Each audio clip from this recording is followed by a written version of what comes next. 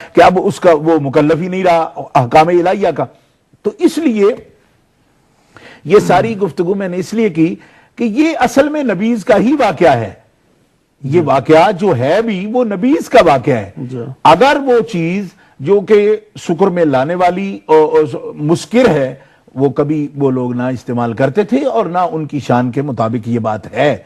اچھا، نبیذ کی ایک مقدار سے زیادہ استعمال کرنے سے اس میں کچھ کیفیت ایسی پیدا ہو سکتی ہے کہ جس کے اندر زبان لڑکھڑا جائے یا کچھ ایسی کیفیت پیدا ہو جائے. تو یہ ہے اس واقعہ کی طرف ایک محتاط اشارہ جو میں آپ کی خدمت پیش کر رہا ہوں، وہ جامع ترمذی شریف کے اندر موجود ہے.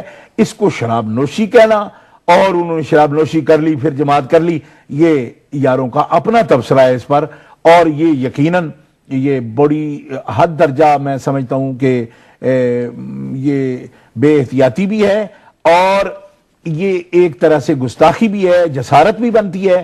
یہی وجہ تھی کہ ایسے مسائل کو جب بے احتیاطی کے ساتھ بیان کیا جائے گا تو اس سے پھر ریاکشن بھی ہوتا ہے، تنازع بھی کھڑا ہوتا ہے. اور ڈاکٹر اسرار احمد اب اس دنیا میں نہیں رہا، لیکن آپ کو معلوم ہے کہ وہ انبیاء کرام کے علیہ السلام The views of Ummah Channel.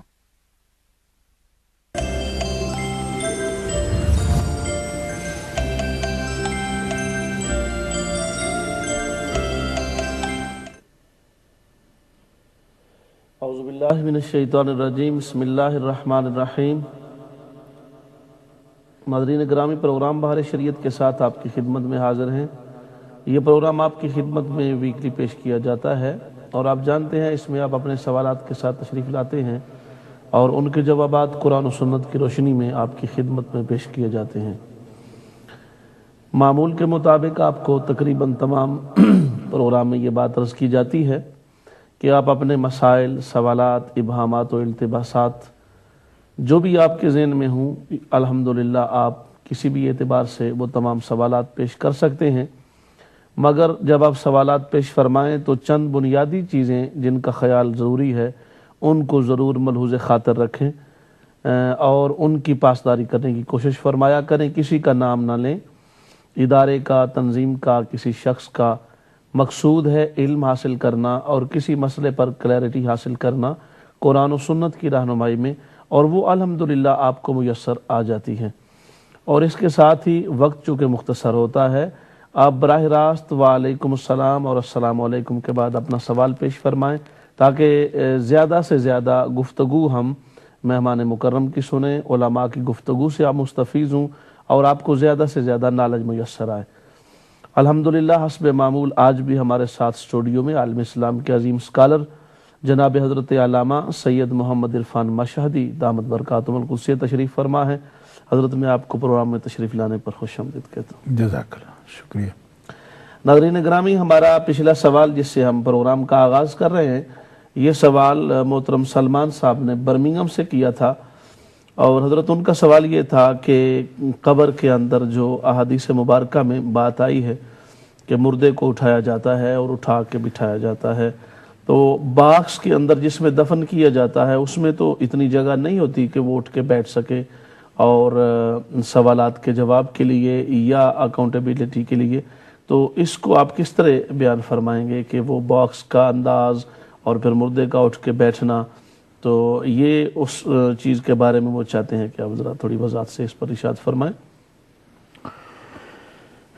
بسم اللہ الرحمن الرحیم.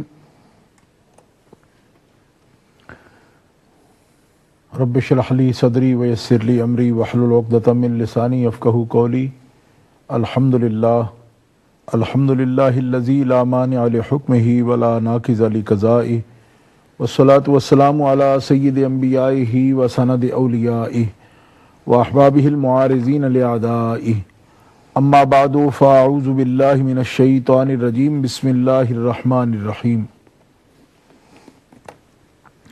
من عمل صالحا من ذکر او انثى وهو مؤمن فلنحیینہ حیاتا طیبہ. صدق اللہ العظیم.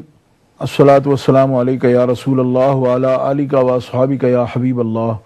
مولاي صل وسلم دائما ابدا علی حبیبک خیر الخلق کلہم. الحمد للہ منشی الخلق من عدمی ثم الصلاة علی المختار فی القدم. محمد سید الکونین والثقلین والفریقین من عرب ومن عجمی ثم الرضا عن ابی بکر وعن عمر وعن علی وعن عثمان ذی الکرم۔ اللہ تعالی جل شانہ کی حمد و ثنا حضور قائد المرسلین امام الاولین والآخرین جناب محمد مصطفیٰ صلی اللہ علیہ وآلہ واصحابہ وبارک وسلم کی بارگاہ اقدس میں درود و سلام کا ہدیہ پیش کرنے کے بعد ناظرین و سامعین، علامہ خورشید عالم صابری صاحب حفظہ اللہ نے پہلا سوال جو پیش کیا ہے وہ قبر کے احوال کے بارے میں ہے کہ قبر میں اگر بکس تنگ ہو جس میں کہ مردہ رکھا جاتا ہے تو قبر میں جو اس کے بیٹھنے کی حالت ہے کہ جیسا کہ گزشتہ پروگرام میں بھی ہم نے وہ حدیث پاک پیش کی ہے، پھر دہرائے دیتے ہیں کہ بخاری شریف اور مسلم شریف میں یہ حدیث صحیح موجود ہے، نسائی شریف میں بھی ہے اور ابو داؤد شریف میں بھی، کہ ان العبد عن انس قال قال رسول اللہ صلی اللہ علیہ وسلم ان العبد اذا وضع فی قبرہ وتولى عنہ اصحابہ انہ لا يسمع قرآن علیہم اتاہ ملکان فیقعدانہ فیقولان ما كنت تقول فی هذا الرجل لمحمد صلی اللہ علیہ وسلم، کہ وہ دونوں فرشتے قبر میں جب بندے کو رکھا جاتا ہے اور اس کے احباب واپس لوٹتے ہیں تو جانے والوں کے جوتوں کی آواز بھی وہ سنتا ہے، اور اس کے پاس دو فرشتے آتے ہیں اور وہ اسے بٹھاتے ہیں اور پوچھتے ہیں کہ تو اس ہستی کے بارے میں کیا کہا کرتا تھا۔ تو اس حدیث پاک میں نکیرین کے آنے کا، سوال کرنے کا ذکر ہے اور میت کو بٹھانے کا ذکر ہے۔ تو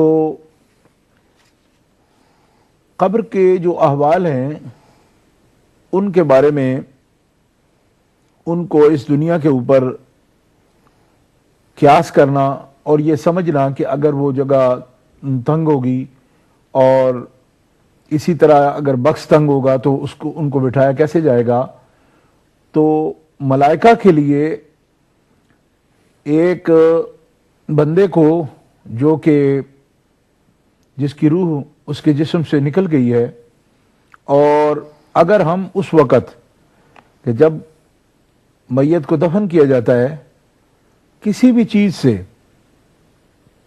اگر اس قبر کا مشاہدہ کرتے رہیں، یعنی اگر اس میں کوئی آئینہ لگا کے کوئی شیشہ وغیرہ لگا کے دیکھتے رہیں تو بھی دیکھنے والا اس بات کو نہیں پا سکتا کہ اس سے کس طرح سوال کیا جا رہا ہے۔ سبحان۔ اور ان کا بٹھانا اور سوال کرنا یہ قبر کے احوال میں سے ہے، اور صاحب نظر جو لوگ ہیں وہ ان احوال کو دیکھ سکتے ہیں۔ قبر کے اندر تختہ، لکڑی یا لحد کے اندر مٹی، یہ مردے کے اور میت کے سینہ کے بالکل ساتھ ہوتی ہے، لحد بڑی تنگ ہوتی ہے، لیکن جس اللہ احکم الحاکمین جل وعلا کے حکم کے مطابق وہ ملائکہ اس قبر کے اندر آ جاتے ہیں، اسی کے حکم سے وہ مٹی جو ہے اس کو جگہ دے دیتی ہے اور لکڑی بھی اس کو جگہ دے دیتی ہے، یعنی اس کے بٹھانے میں نہ لکڑی حائل ہے اور نہ ہی جو ہے وہ مٹی وہ حائل ہوتی ہے۔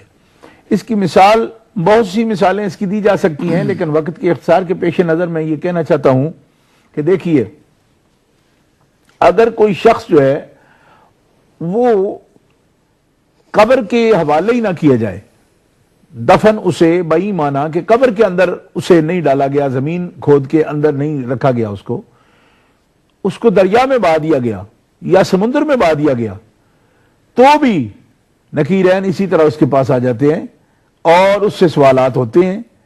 تو یہ جو کیفیت ہے ساری، سبحان اللہ، یہ قدرت الہیہ کے ساتھ ہوتی ہے۔